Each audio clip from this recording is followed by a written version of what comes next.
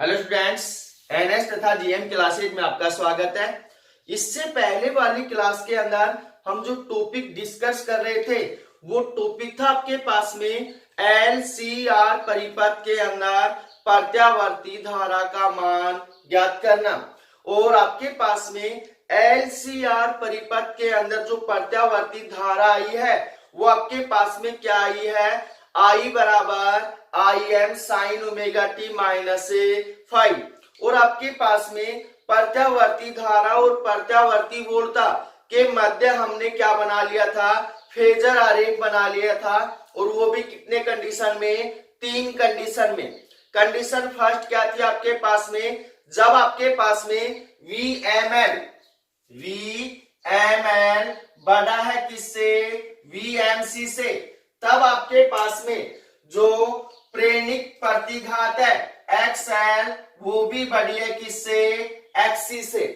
तब आपके पास में जो परिपथ आपने बनाया था वो परिपथ किसके भांति व्यवहार कर रहा था, RL परिपथ के भांति व्यवहार कर रहा था। किसके भांति व्यवहार कर रहा था, RL परिपथ के भांति व्यवहार कर रहा था। इसलिए आपके पास में जो परिणामी प्रतिघात है वो किसके भांति, धारित्य प्रतिघात के भांति क्या कर रही है, व्यवहार कर रही है। किसके भांति व्यवहार कर रही है, धारित्य प्रतिघात के भांति व्यवहार करती है। और इसका फेजर आरेख हमने बना दिया था। कंडीशन सेकंड क्या थी आपके पास में, कि जब आपके पास में जो क्या है, VML है, VML छोटा है किससे, VMC से, तब आपके पास में XL छोटा होगा किससे, XC से।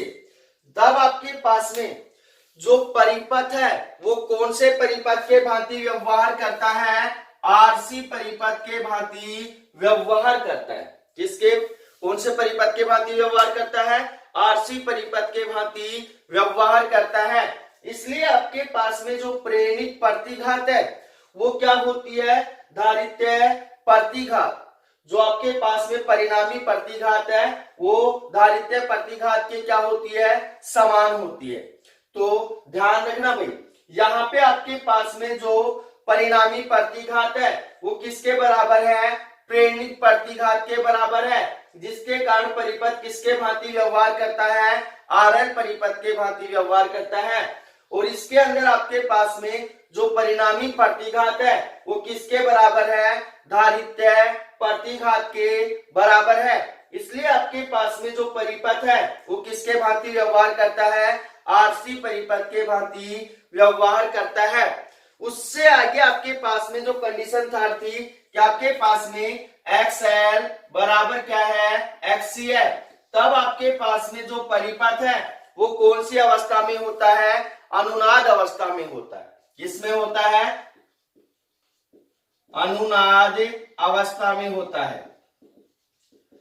अब आपके पास में अनुनाद अवस्था होती क्या है, अनुनाद अवस्था होती क्या है, इसके बारे में क्या करेंगे, चर्चा करेंगे। तो आपके पास में LCR परिपथ के अंदर जब प्रेरणिक प्रतिघात XL धारित्य प्रतिघात XC के क्या होती है, समान होती है, तो उस अवस्था को क्या कहते हैं, अनुनाद अवस्था कहते हैं। क्या कहते हैं, अनुनाद अवस्था कहते हैं। और आपके पास में अनुनाद अवस्था के अंदर XL बराबर क्या होता है, XC होता है।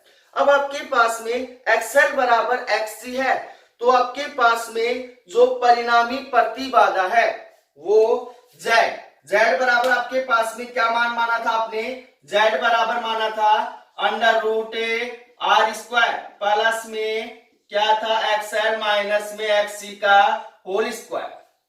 यही आई थी प्रतिबाधा।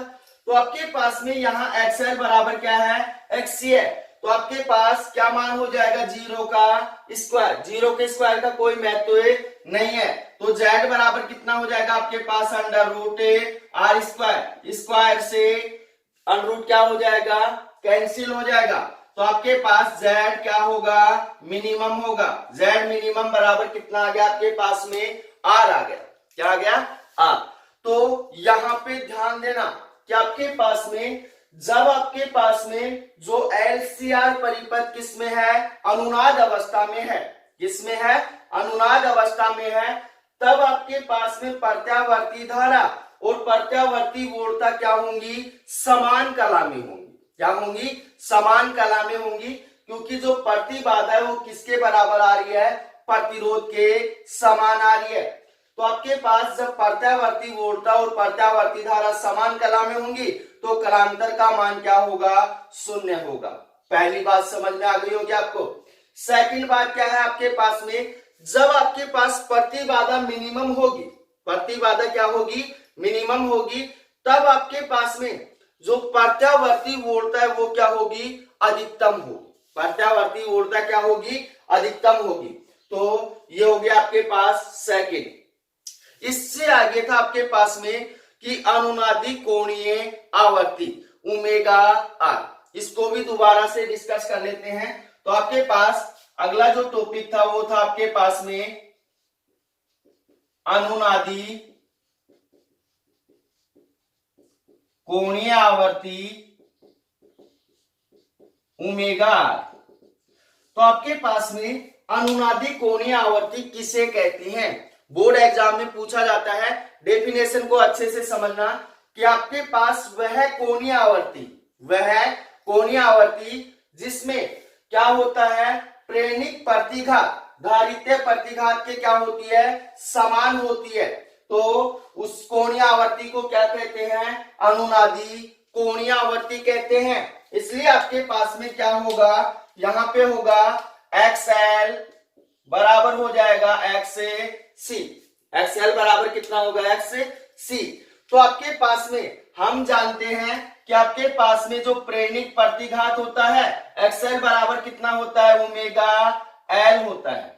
क्या होता है, ओमेगा L। और यहाँ ओमेगा क्या है आपके पास में, कोणीय आवर्ती है, तो यहाँ क्या लिख देंगे, ओमेगा R लिख देंगे। उसके पश्चात आपके पास में XC बराबर कितना होगा, 1 में ओमेगा R और कितना हो जाएगा, C। ये क्या है आपके पास में, धारित्य प्रतिघात है। तो जब ये दोनों मान आपस में समान है तो यहाँ कितना होगा, ओमेगा R L बराबर हो जाएगा 1 में ओमेगा R C। मान किसका निकालना है, ओमेगा R का, अनुनादी कोणीय आवर्ती का मान निकालना है। तो ओमेगा R को इस साइड भेजेंगे, L को इस साइड भेजेंगे, ओमेगा R इंटू ओमेगा कितना हो जाएगा, ओमेगा R स्क्वायर हो जाएगा। ओमेगा R स्क्वायर बराबर कितना हो जाएगा, 1 में LC। मान किसका निकालेंगे, ओमेगा R का, ओमेगा R बराबर कितना हो जाएगा, 1 में अंडर रूट LC। और इस मान की हमें आगे क्या होगी, आवश्यकता होगी। तो उससे आगे था आपके पास में अनुनादी आवर्ती। अनुनादी आवर्ती किसे कहते हैं, टॉपिक को अच्छे से समझना। अनुनादी आवर्ती, और अनुनादी आवर्ती को हम किससे प्रदर्शित करते हैं, FR से प्रदर्शित करते हैं। किससे प्रदर्शित करते हैं, FR से। तो अनुनादी आवर्ती क्या होगी, LCR परिपथ में वह आवर्ती, LCR परिपथ में वह आवर्ती जिस पर आपके पास धारित्य प्रतिघात प्रेरणिक प्रतिघात के क्या होती है, समान होती है, तो उसे क्या कहते हैं, अनुनादी आवर्ती कहते हैं। इसलिए आपके पास में XL बराबर क्या होगा, XC होगा। अब आपके पास XL बराबर मैंने अभी आपको बताया कितना होता है, ओमेगा R L होता है। XC बराबर 1 में ओमेगा R C होता है। तो आपके पास यहाँ हो जाएगा ओमेगा R L बराबर 1 में ओमेगा R C। अब हम जानते हैं कि कोणीय आवर्ती और आवर्ती के मध्य क्या संबंध होता है। 11th क्लास में मैंने आपको करवाया था कि आपके पास में ओमेगा R बराबर होगा 2 पाई f r, 2 पाई f r। अब आपके पास में f क्या है, आवर्ती है, ओमेगा क्या है आपके पास, कोणीय आवर्ती है। तो ये मान उठाकर यहां डालेंगे तो आपके पास क्या होगा, यहां हो जाएगा 2 पाई एफ आर इंटू एल बराबर होगा 1 में 2 पाई एफ आर इंटू सी। एफ आर को इस साइड भेज दो, 2 पाई एल को इस साइड भेज दो, तो आपके पास क्या होगा, एफ आर स्क्वायर बराबर हो जाएगा आपके पास 1 में 4 पाई स्क्वायर एल सी। तो एफ आर बराबर कितना हो जाएगा 1/2 पाई अंडर रूट कितना हो जाएगा एल सी हो जाएगा। ये क्या आ गया आपके पास में अनुनादी आवर्ती। अब इससे अगले वाला जो टॉपिक है वो टॉपिक आपके पास में एलसीआर परिपथ का विश्लेषणात्मक हल। और ये टॉपिक भी क्या है इंपॉर्टेंट है। इस टॉपिक को अच्छे से समझना भाई, क्योंकि इसके अंदर आपको काफी सारी प्रॉब्लम क्रिएट होंगी। तो इस टॉपिक को वीडियो को अच्छे से समझना।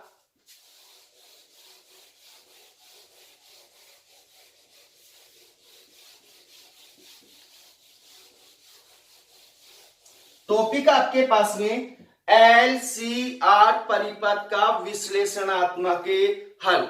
और एलसीआर परिपथ का विश्लेषणात्मक हल हम किस प्रकार से करेंगे उसको अच्छे से समझना। तो यहां पे ध्यान देना कि एलसीआर परिपथ के अंदर आपके पास में जो वोल्टता समीकरण है वो किरचॉफ के नियम से कल कितनी आई थी आपके पास में, यहां पे लिख रहा हूं एलसीआर परिपथ की वोल्टता समीकरण कल आपके पास में जो मान आया था वो मान आया था आपके पास में V M L R C या आर एल सी आर बराबर आया था V M sine omega T. यही मान आया था ना भाई। आपके पास में V M L R C क्या है परिणामी वोल्टता है। या आपके पास में प्रेरक एल संधारित्र सी तथा प्रतिरोध आर के सिरों पर उत्पन्न क्या है विभवांतर है। अब यहां पे ध्यान देना कि V M L C R जो भी मान है इस मान को हम क्या कर सकते हैं तीन भागों के अंदर तोड़ सकते हैं। किसमें वी एम एल प्लस में वी एम सी प्लस में वी एम आर। क्योंकि हम इसको बोल सकते हैं प्रेरक के सिरों पर उत्पन्न विभवांतर और संधारित्र के सिरों पर उत्पन्न विभवांतर और प्रतिरोध के सिरों पर उत्पन्न विभवांतर के योग के क्या होगा समान होगा। इसलिए आपके पास में इस समीकरण को हम क्या लिख सकते हैं V M L C R बराबर लिख सकते हैं वी एम एल प्लस में वी एम सी प्लस में वी एम आर। यहां पे वी एम एल क्या है कि प्रेरक के सिरों पर उत्पन्न विभवांतर और वी एम सी क्या है संधारित्र के सिरों पर उत्पन्न विभवांतर और वी एम आर क्या है प्रतिरोध के सिरों पर उत्पन्न विभवांतर। तो अब आपके पास में यहां पे ध्यान देना, इससे पहले मैंने आपको तीन टॉपिक करवा रखे हैं कि आपके पास में जो शुद्ध प्रतिरोध है उसके अंदर जो प्रत्यावर्ती वोल्टता है वीएमआर वो क्या होगी ओम के नियम से वीएमआर बराबर हो जाएगा आईआर। और आपके पास में प्रेरक के अंदर जो प्रत्यावर्ती वोल्टता है वो किसके साथ परिवर्तित होती है समय के साथ परिवर्तित होती है। इसलिए फैराडे के नियम से वीएमएल बराबर क्या होगा एल डी आई बटे डी टी होगा। और शुद्ध संधारित्र के अंदर जो प्रत्यावर्ती वोल्टता होगी V बराबर कितना होगा Q अपॉन में C धारिता की परिभाषा से। तो ये तीनों बातें मैंने पीछे बता रखी है। तो यहां पे लिखेंगे कि आपके पास में चूंकि VML बराबर कितना होगा L डी आई बटे डी टी किसके नियम से फैराडे के नियम से। उसके पश्चात आपके पास में VMC बराबर कितना होगा Q अपॉन में C होगा। और आपके पास में VMR बराबर कितना होगा I इंटू कितना होगा R होगा। तो ये तीनों मान उठाकर यहां डालेंगे तो आपके पास क्या मान हो जाएगा VMLCR बराबर कितना होगा एल डी आई बटे डी टी प्लस में Q अपॉन में C प्लस में आई आर। अब इससे आगे ध्यान से समझना कि VMLCR का मान यहां डालेंगे तो आपके पास क्या समीकरण होगा, L DI बटे कितना हो जाएगा DT प्लस में Q अपॉन में C प्लस में क्या हो जाएगा IR बराबर कितना है VM साइन ओमेगा टी है, VM साइन ओमेगा टी। अब ये आ गया आपके पास में समीकरण नंबर ए, समीकरण नंबर ए। अब इससे आगे ध्यान से समझना भाई, क्योंकि यहां तक तो आप सोल्व कर सकते हो। अब इससे आगे अच्छे से समझना कि माना आपके पास में, माना Q बराबर आपके पास में QM sign omega T plus में थीटा है। ये मान हमने क्या किया है, माना है कि माना Q बराबर कितना है QM sign omega T plus में कितना है थीटा है, और इसको हमने दे दिया, ये समीकरण आपके पास में क्या है ए है, क्या है ए। तो समीकरणों को भी ध्यान रखना भाई। अब उससे आगे समीकरण, यहां पे इस समीकरण के अंदर ध्यान देना, समीकरण एक के अंदर हमें किसका मान चाहिए DI बटे DT Q बटे C प्लस में IR। तो आपके पास Q का मान तो हम मान चुके हैं कि Q बराबर कितना हो गया QM sign omega T plus में कितना हो गया थीटा हो गया। अब इससे आगे हमें किसका मान चाहिए DI बटे DT का मान चाहिए, DI बटे किसका मान चाहिए DT का, और किसका मान चाहिए I का मान चाहिए। तो समीकरण एक का क्या कर दें अवकलन कर दें, तो यहां पे लिखेंगे समीकरण एक का अवकलन करने पर, समीकरण एक का अवकलन करेंगे तो क्या मान होगा भाई आपके पास में, यहां होगा DQ बटे कितना हो जाएगा DT बराबर हो जाएगा D बटे DT। Q का मान कितना है आपके पास में QM साइन कितना हो जाएगा ओमेगा टी प्लस में थीटा, ओमेगा टी प्लस में थीटा। अब इससे आगे अच्छे से समझना कि आपके पास में QM क्या है नियतांक मान है, और आपके पास में DQ बटे DT 5वें चैप्टर में करवा रखा है कि आपके पास आवेशों के सतत प्रवाह की दर को क्या कहते हैं विद्युत धारा कहते हैं। इसलिए आपके पास I बराबर DQ बटे DT होता है। तो यहां लिखेंगे कि आपके पास चूंकि DQ बटे DT बराबर कितना होगा I होगा, तो इससे आगे इसको सोल्व करेंगे तो क्या होगा आपके पास में I बराबर कितना मान हो जाएगा भाई आपके पास में QM क्या है नियतांक मान है, बाहर चला जाएगा तो क्या मान बच गया आपके पास D बटे DT, और कितना हो गया साइन ओमेगा टी प्लस में थीटा, ओमेगा टी प्लस में थीटा। अब यहां पे ध्यान देना भाई आपके पास में कि साइन का जो अवकलन होता है वो क्या होता है कोस होता है। तो यहां पे लिख सकते हैं हम चूंकि D बटे dx साइन x बराबर कितना होता है कोस x होता है, परंतु यहां ध्यान देना कि आपके पास में ओमेगा टी प्लस में थीटा टी नहीं है, तो साइन का तो क्या हो जाएगा कोस हो जाएगा। तो पहले साइन का ही कर लो, तो आपके पास क्या होगा I बराबर हो जाएगा QN, और कितना हो गया आपके पास में कोस ओमेगा टी प्लस में थीटा। अब यहाँ ओमेगा टी प्लस में थीटा टी नहीं है, इसका दोबारा से क्या करेंगे अवकलन करेंगे तो क्या होगा D बटे DT, और कितना हो जाएगा आपके पास ओमेगा टी प्लस में थीटा।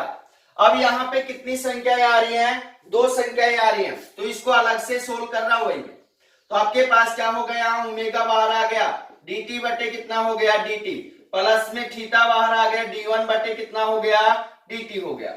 तो यहाँ पे ध्यान देना कि आपके पास में DT बटे DT का मान कितना हो गया 1 हो गया, पर आपके पास जो नियतांक राशि है, नियतांक राशि का अगर हम अवकलन करते हैं तो कितना होता है 0 होता है। तो आपके पास इसके बराबर कितना मान आ गया ओमेगा मान आ गया, कितना मान आ गया ओमेगा। अब यहाँ पे ध्यान देना कि ये ओमेगा भाग में जाएगा या गुणा में जाएगा। संख्या का क्या हो रहा है, अवकलन हो रहा है। क्या हो रहा है, अवकलन। तो ये किस में जाएगा, गुणा में जाएगा। इसलिए आपके पास में आई बराबर कितना हो जाएगा, QM और ओमेगा, और कितना हो जाएगा कोस ओमेगा टी प्लस में थीटा। ये आ गया आपके पास समीकरण नंबर बी। इसका मान आ गया समीकरण बी। अब यहां समीकरण एक के अंदर देखना कि Q का मान हमने मान लिया है और I का मान हमने निकाल लिया है। अब किसका मान चाहिए, DI बटे dt का मान चाहिए। तो DI बटे dt का मान निकालने के लिए क्या करेंगे, समीकरण बी का पुनः अवकलन करने पर, तो यहां पे लिखेंगे समीकरण बी का पुनः अवकलन करने पर, तो समीकरण बी का पुनः अवकलन करेंगे तो आपके पास में क्या मान होगा, DI बटे कितना होगा, dt बराबर कितना हो जाएगा, d बटे dt। I का मान कितना है, QM omega cos omega T plus में थीटा है। क्या है, I का मान QM omega cos omega T plus में थीटा है। अब उससे आगे ध्यान से समझना कि आपके पास में QM ओमेगा क्या है, नियतांक मान है, क्या होगा, बाहर आ जाएगा। तो आपके पास में DI बटे dt बराबर कितना मान हो जाएगा आपके पास में, यहां होगा QM ओमेगा d बटे कितना हो गया dt, और कितना हो गया कोस ओमेगा टी प्लस में थीटा। तो अब यहां पे ध्यान देना कि कोस का अवकलन क्या होता है, माइनस साइन होता है। तो यहां पे लिख रहा हूं वही मैं, तो अच्छे से समझना इसको कि आपके पास में चूंकि d अपॉन में dx और कोस x बराबर होता है आपके पास माइनस साइन x। अब आपके पास में जो यहां कोस है, कोस का तो कितना हो जाएगा, माइनस साइन x हो जाएगा, पर ओमेगा टी प्लस में थीटा टी नहीं है, इसका दोबारा से अवकलन करेंगे तो कितना मान आएगा आपके पास में, ओमेगा आएगा, क्योंकि पहले मैंने सोल्व कर दिया इसको। कितना मान आएगा, ओमेगा। तो आपके पास में यहां पे जो समीकरण होगा वो क्या होगा, DI बटे dt बराबर कितना मान हो जाएगा, QM ओमेगा पहले से ही है और एक ओमेगा यहां से आएगा, तो क्या हो जाएगा, ओमेगा स्क्वायर, और क्या हो जाएगा आपके पास माइनस साइन, क्या होगा, ओमेगा टी प्लस में थीटा होगा। कितना होगा, थीटा। ये माइनस क्या होगा, बाहर आ जाएगा। तो आपके पास में DI बटे dt बराबर माइनस QM ओमेगा स्क्वायर, और कितना होगा, साइन ओमेगा टी प्लस में थीटा होगा। ठीक है भाई। अब आपके पास ये आ गया समीकरण नंबर सी। कौन सा आ गया, समीकरण नंबर सी। अब यहां पे ध्यान देना कि समीकरण ए के अंदर किसका मान है, Q का मान है, समीकरण बी के अंदर किसका मान है, I का मान है, और समीकरण सी के अंदर किसका मान है, DI बटे dt का मान है। तो समीकरण ए बी सी का मान समीकरण एक में रखने पर, तो यहां पे लिखेंगे समीकरण ए बी तथा सी का मान समीकरण एक में रखने पर, तो रखो भाई। आपके पास में बड़ी समीकरण बनेगी, तो इस साइड से मैं क्या कर रहा हूं, रब कर रहा हूं।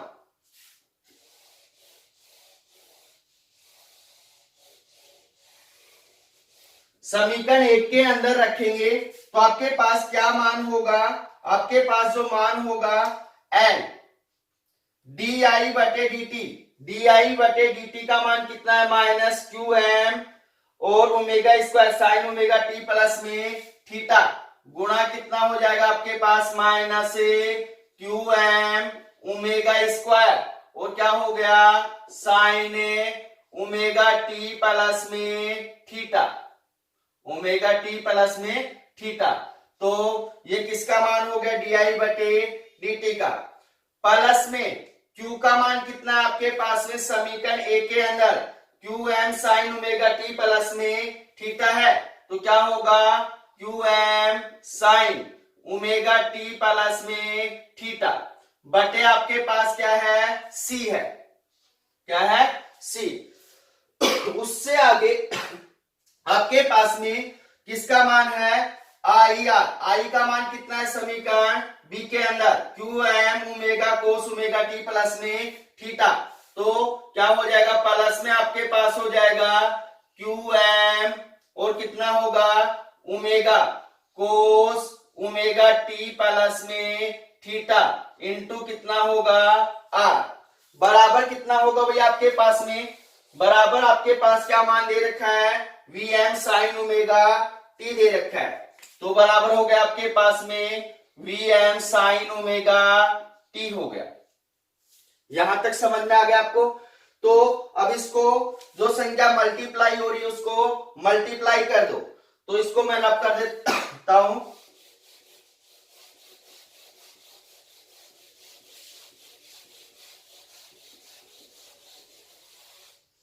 तो अब इसको आगे सोल्व करेंगे तो आपके पास यहां क्या होगा माइनस क्यू एम और ओमेगा स्क्वायर एल कितना हो जाएगा साइन ओमेगा टी प्लस में थीटा, प्लस में यहां कितना हो जाएगा Q M sine omega T plus में थीटा बटे कितना है सी है। यहां आर क्या हो रहा है मल्टीप्लाई हो रहा है, तो क्या हो जाएगा क्यू एम आर और कितना हो जाएगा आपके पास Q M omega R cos omega T plus में थीटा बराबर कितना है V M sine omega T है, V M sine omega T है। तो अब इसको आगे कैसे सोल्व करेंगे कि आपके पास में इस मान के अंदर देखना कितना कॉमन आ रहा है Q M omega square, Q M और यहां कितना है क्यू एम ओमेगा है। तो इस पूरी समीकरण के अंदर से क्या कॉमन ले लें क्यू एम ओमेगा को बाहर निकाल ले। तो आपके पास में क्या मान बचेगा क्यू एम ओमेगा को बाहर निकाल लिया तो यहां पे कितना मान बच गया माइनस ओमेगा बच गया और एल, माइनस ओमेगा और एल क्या बच गया और साइन ओमेगा टी प्लस में थीटा, ओमेगा टी प्लस में थीटा। प्लस में यहां पे ध्यान देना क्यू एम है पर ओमेगा नहीं है, तो ओमेगा से इसको क्या करना पड़ेगा भाग करना पड़ेगा। तो क्या हो जाएगा आपके पास में साइन ओमेगा टी प्लस में थीटा बटे कितना हो जाएगा ओमेगा सी, क्योंकि यहाँ पे ओमेगा नहीं है, नहीं होने के कारण इसको क्या करने पड़ेगा ओमेगा से भाग करना पड़ेगा। प्लस में यहाँ क्यू एम ओमेगा बाहर चला जाएगा, क्या मान बचेगा R cos omega T plus में थीटा बराबर कितना हो गया आपके पास में V M sine omega T हो गया, V M sine omega T. अब उससे आगे ध्यान देना कि आपके पास में हम जानते हैं कि आपके पास में ओमेगा एल बराबर क्या होता है प्रेरणी के प्रतिघात क्या होती है एक्सएल, क्या होती है एक्सएल। और आपके पास 1 अपॉन में ओमेगा सी बराबर क्या होता है धारित्य प्रतिघात, तो उसको हम किससे प्रदर्शित करते हैं एक्ससी से।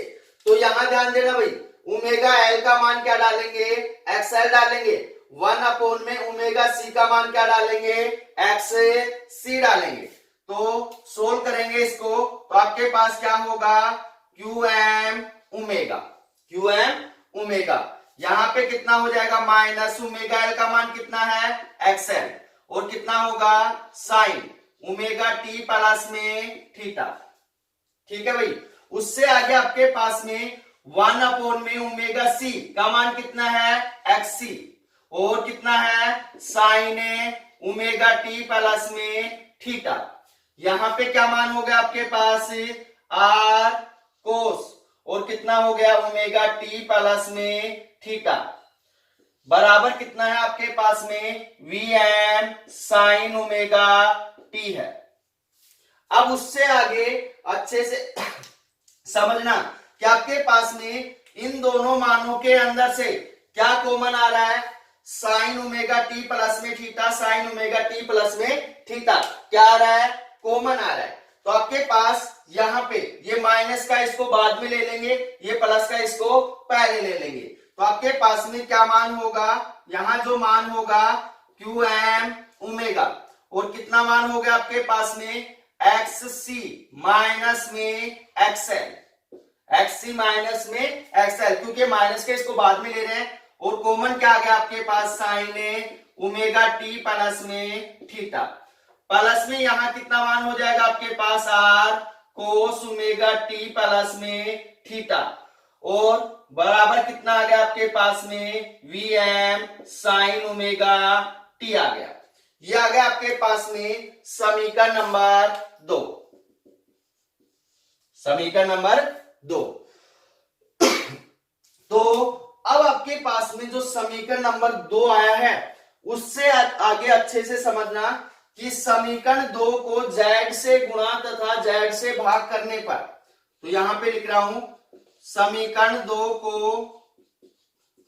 z से गुणा तथा भाग करने पर, गुणा और भाग करेंगे तो आपके पास में क्या मान होगा उसको अच्छे से समझना कि आपके पास में यहां z Q M omega, z से क्या कर दिया हमने गुणा कर दिया, अब z से क्या करेंगे भाग करेंगे तो आपके पास क्या होगा एक्स माइनस में एक्सएल बटे कितना हो जाएगा z और क्या हो जाएगा साइन ओमेगा टी प्लस में थीटा और प्लस में यहां क्या होगा r बटे z, क्योंकि r इसको भी क्या करेंगे z से भाग करेंगे तो क्या मान होगा आपके पास में कोस ओमेगा टी प्लस में थीटा बराबर कितना मान आ गया आपके पास V M sine omega T और ये जो समीकरण आया है ये आपके पास में क्या है समीकरण नंबर 3 है। अब उससे आगे ध्यान से समझना कि माना आपके पास, अब इससे आगे मानेंगे हम क्या करेंगे मानेंगे, तो आपके पास में मानना किस प्रकार से है उसको अच्छे से समझना कि आपके पास में माना साइन फाइव बराबर आपके पास में एक्सी माइनस में एक्सएल बटे कितना है जेड, कितना है जेड।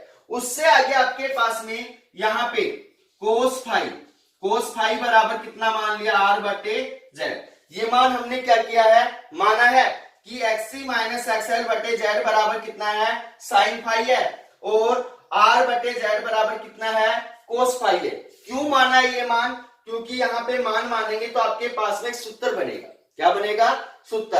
अब आपके पास में साइन फाइव कोस फाइव का मान आ चुका है तो टेन फाइव का मान निकाल सकते हो आप। टेन फाइव बराबर कितना होगा आपके पास में, टेन फाइव बराबर होता है साइन फाइव बटे कोस फाइव। साइन फाइव का मान कितना है आपके पास एक्सएल माइनस एक्सी माइनस में एक्सएल बटे कितना है जेड बटे कितना हो जाएगा आर बटे जेड। ये मान ऊपर जाएगा क्या होगा उल्टा हो जाएगा तो क्या होगा आपके पास एक्सी माइनस में एक्सएल बटे जेड गुणा जेड बटे कितना हो जाएगा आर हो जाएगा। जेड से जेड क्या हो जाएगा कैंसिल, तो क्या मान बच गया आपके पास में एक्सी माइनस में एक्सएल बटे कितना हो गया आपके पास में आर, कितना हो गया आर। तो आपके पास में फाइव बराबर कितना मान हो जाएगा, फाइव बराबर हो जाएगा टेन इनवर्स से एक्सी माइनस में एक्सएल बटे कितना हो गया आर। तो यहां पे ध्यान देना भाई कि आपके पास में जो फाइव है वो ten inverse XC minus XL बटे कितना आया है आर आया है। तो कहने का मतलब आपके पास में जो एलसीआर परिपथ है वो किसके भांति व्यवहार कर रहा है, धारित्य प्रतिघात के भांति व्यवहार कर रहा है। इसलिए आपके पास में जो परिपथ होगा कैसा होगा आर एल परिपथ होगा। कैसा होगा? आर एल परिपथ। अब इससे आगे कैसे सोल्व करेंगे उसको अच्छे से समझना कि आपके पास में एक्स सी माइनस एक्स एल बटे जेड बराबर क्या माना है? साइन फाई माना है। आर बटे जेड बराबर क्या माना है? कोस फाई माना है। तो अब आगे किस प्रकार से सोल्व करेंगे कि आपके पास में यहां जेड ऊपर से रब कर देता हूं क्योंकि लंबी समीकरण बनेगी।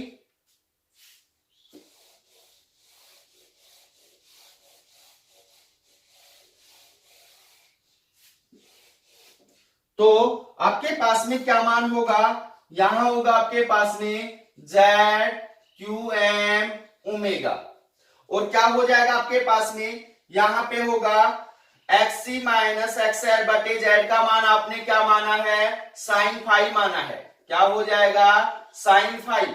और क्या हो जाएगा? Sine A. यहां होगा आपके पास में ओमेगा टी प्लस में थीटा। उससे आगे प्लस में आर बटे जेड का मान कितना माना है आपने? कोस फाई माना है। तो क्या हो जाएगा आपके पास में? कोस फाई और कितना होगा? कोस ओमेगा टी प्लस में थीटा बराबर कितना होगा आपके पास? V M sine omega T होगा। v बराबर V M sine omega T होगा। अब इससे आगे अच्छे से समझना भाई, यहां पे आपके पास में सूत्र बन रहा है sine phi sine omega T plus में theta cos phi cos omega T plus में थीटा। किसका सूत्र बन रहा है? Cos A plus A minus B का। क्योंकि हम जानते हैं कि आपके पास में कोस ए माइनस बी बराबर क्या होता है?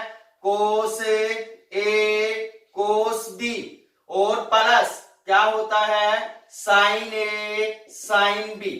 तो अब आपको समझ में आ गया होगा ये मान हमने क्यों माने हैं, क्योंकि यहां पे आपके पास क्या बन गया? एक सूत्र बन गया। तो आपके पास में यहां पे देखना ए का मान क्या है? ओमेगा टी प्लस में थीटा है। बी का मान कितना है? फाई है। तो क्या मान होगा आपके पास? इससे आगे सोल्व करेंगे तो जेड क्यू एम ओमेगा और कितना होगा आपके पास में? यहां पे हो जाएगा भाई कोस, सीधा ही लिख देते हैं इसको, कोस ए का मान कितना माना है? ओमेगा टी प्लस में थीटा माइनस कितना हो जाएगा? फाइव बराबर कितना हो जाएगा आपके पास में? V M sine omega T हो जाएगा। V M sine omega T. अब इससे आगे आपके पास में जो समीकरण आया है वो समीकरण क्या है? 4 है। क्या है? समीकरण 4। अब उससे आगे ध्यान देना,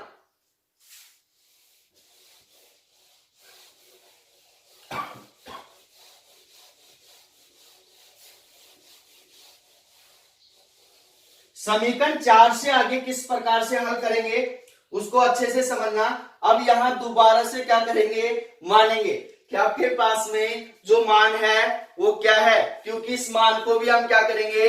परिवर्तित करेंगे। तो इसको अच्छे से समझना कि आपके पास माना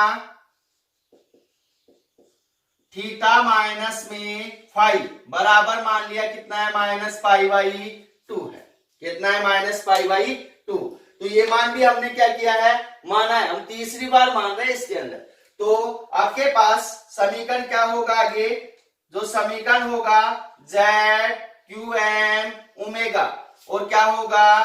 कोस ओमेगा टी और थीटा माइनस फाइव का मान कितना माना है? माइनस पाई बाई 2 माना है बराबर कितना हो जाएगा? V M sine omega T हो जाएगा। V M sine omega T. अब यहां पे ध्यान देना कि आपके पास में इस संख्या को इस साइड लेके आएंगे या इनमें से माइनस को कॉमन निकालेंगे। क्या करेंगे? माइनस को कॉमन निकालेंगे तो आपके पास क्या मान होगा? जेड क्यू एम ओमेगा और क्या हो जाएगा? कोस। क्या हो जाएगा? कोस। माइनस को बाहर निकालेंगे तो यहां क्या आएगा? माइनस। यहां कितना हो जाएगा? पाई बाई 2 और ये किसका हो जाएगा? माइनस ओमेगा टी बराबर कितना हो जाएगा आपके पास में? बराबर मान होगा आपके पास में V M sine omega T. V M sine omega T. तो ध्यान देना भाई कि आपके पास में यहाँ पे अगर ऐसा मान होता है कि कोस के अंदर क्या आता है, माइनस आता है, तो आपके पास क्या होगा, कोस माइनस थीटा बराबर कितना होता है, कोस थीटा। क्योंकि जो कोस होता है वो माइनस को क्या कर देता है, विलुप्त कर देता है, समाप्त कर देता है, परंतु साइन के अंदर ऐसा नहीं होता है। साइन से माइनस क्या होता है, बाहर आ जाता है। इसलिए आपके पास कोस माइनस थीटा बराबर कितना हो गया, कोस थीटा हो गया। तो आपके पास में यहाँ कोस थीटा हो गया, तो ये मान डालेंगे यहाँ पे, तो आपके पास क्या समीकरण होगा, जेड क्यू एम ओमेगा, और कितना हो जाएगा, कोस पाई बाई 2 माइनस में ओमेगा टी बराबर हो गया V M sine omega T, V M sine omega T. अब इससे आगे अच्छे से समझना कि आपके पास में अगर कोस पाई बाई 2 माइनस कितना होता है, थीटा होता है, कोस पाई बाई 2 माइनस क्या होता है, थीटा होता है, तो ये किसके बराबर होता है, साइन थीटा के बराबर, क्योंकि कौन से कालांश में है, फर्स्ट कालांश में है। तो आपके पास पाई बाई 2 माइनस क्या है, ओमेगा टी है, तो क्या हो जाएगा, साइन ओमेगा टी हो जाएगा। तो यहाँ पे हम लिख सकते हैं कि आपके पास में जो कोस पाई बाई 2 माइनस में ओमेगा टी बराबर क्या हो जाएगा, साइन ओमेगा टी होगा। तो ये मान उठाकर यहां डालेंगे, तो आपके पास क्या मान होगा, जेड क्यू एम ओमेगा और साइन कितना हो जाएगा, ओमेगा टी बराबर कितना होगा, V M sine omega T होगा।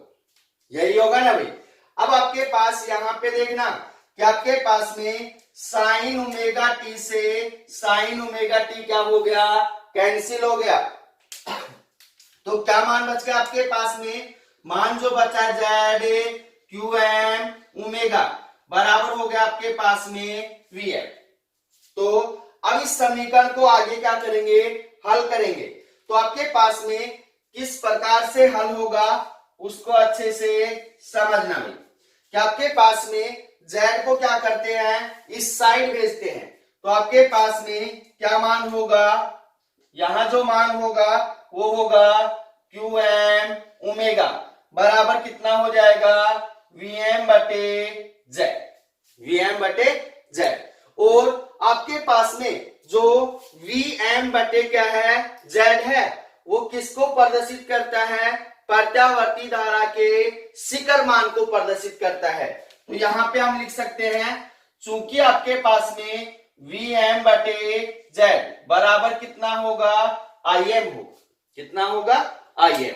तो ये मान उठाकर यहां डालेंगे, तो आपके पास क्या होगा समीकरण, क्यू एम ओमेगा बराबर कितना हो जाएगा, आई एम, कितना हो जाएगा, आई एम। तो यह आ गया आपके पास समीकरण नंबर 5, समीकरण नंबर 5। अब इससे आगे अच्छे से समझना कि आपके पास में समीकरण 5 का मान समीकरण बी के अंदर रखने पर, तो यहां लिखेंगे समीकरण 5 का मान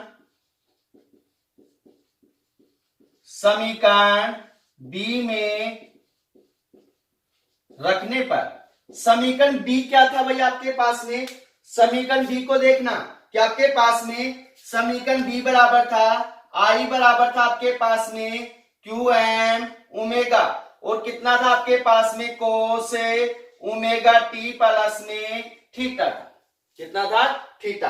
तो ध्यान दे लेना भाई, यही समीकरण था क्या, आई बराबर Q M omega cos omega T plus में थीटा था। तो अब उससे आगे अच्छे से समझना कि आपके पास में क्यू एम ओमेगा का मान किसके अंदर है, समीकरण 5 के अंदर है, कितना है, आई एम है। तो ये मान उठाकर यहां डालेंगे, तो आपके पास में कितना मान हो जाएगा, आपके पास में आई बराबर कितना हो जाएगा, आई एम, और कितना होगा, कोस ओमेगा टी प्लस में थीटा। अब यहां तक आप सोल्व कर सकते हो, पर इससे आगे भी आपको क्या करना है, अभी सोल्व करना है, क्योंकि आपके पास में जो प्रत्यावर्ती मूलता है वो किसके रूप में है, जा के रूप में है। किसके रूप में है, जा के रूप में है, परंतु आपके पास में जो प्रत्यावर्ती धारा आई है वो किसके रूप में आ गई है, कोज्जा के रूप में आ गई है। किसके रूप में आ गई है, कोज्जा के रूप में। तो इस कोज्जा को दोबारा से क्या करेंगे, जा के रूप में परिवर्तित करेंगे। तो आपके पास में यहां इससे पहले हमने माना था कि आपके पास थीटा माइनस फाई बराबर कितना माना था, पाई बाई 2 माना था। तो हमने क्या माना था, थीटा माइनस में फाई बराबर माना माइनस पाई बाई 2 माना था। तो आपके पास में इस फाई को उस साइड भेजेंगे, किसका हो जाएगा, प्लस का। तो आपके पास में थीटा बराबर कितना हो जाएगा, फाई माइनस में पाई बाई 2 हो जाएगा। तो ये मान उठाकर इस समीकरण के अंदर डालेंगे थीटा का। तो आपके पास में क्या समीकरण होगा, आई बराबर हो जाएगा आपके पास में आई एम और कितना होगा, कोस ओमेगा टी प्लस में, अब थीटा का मान कितना है, फाई माइनस में पाई बाई 2 है। तो यहां पे आपके पास इन दोनों संख्याओं को क्या मान सकते हैं, हमें 1 मान सकते हैं। ओमेगा टी प्लस में फाई को माइनस पाई बाई 2 को क्या कर सकते हैं, अलग कर सकते हैं। तो इन दोनों में से माइनस को क्या कर लो, कॉमन बाहर निकाल लो। तो आपके पास क्या होगा, आई बराबर हो जाएगा आई एम कोस माइनस यहां पे कितना हो जाएगा, पाई बाई 2 माइनस में ओमेगा टी प्लस में फाई।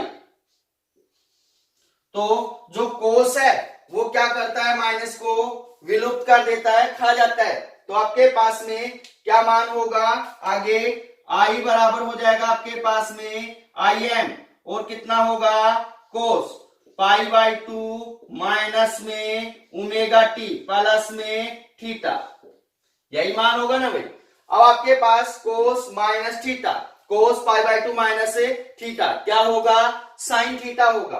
तो आपके पास में यहां पे हम लिख सकते हैं कि आपके पास में चूंकि कोस पाई बाई 2 माइनस में ओमेगा टी प्लस में थीटा बराबर कितना होगा आपके पास में साइन ओमेगा टी प्लस में फाई होगा।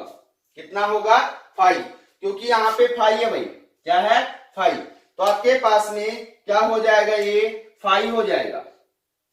तो अब उससे आगे ये मान उठाकर यहां डालेंगे। तो आपके पास आई बराबर कितना मान आ जाएगा, आई बराबर हो जाएगा आपके पास में I am sine omega T plus में फाई। और ये किसका मान आ गया आपके पास में, प्रत्यावर्ती धारा का मान आ गया। इसका मान आ गया प्रत्यावर्ती धारा का। तो इस प्रकार से हम क्या कर सकते हैं, एलसीआर परिपथ का विश्लेषणात्मक हल कर सकते हैं। इसके अंदर हमने कितनी बार माना है, 3 बार माना है। आप एक बार ही मानना, 3 बार मत मानना, क्योंकि 3 से संबंध अच्छा नहीं होता है। तो इसको अच्छे से समझना भाई, क्योंकि अगर ये समझ में नहीं आएगा आपको तो आगे का डेरिवेशन भी आपको समझ में नहीं आएगा। तो इसको अच्छे से समझना और इसके अच्छे से नोट्स बनाना। तो मिलते हैं छोटे से ब्रेक के बाद। धन्यवाद।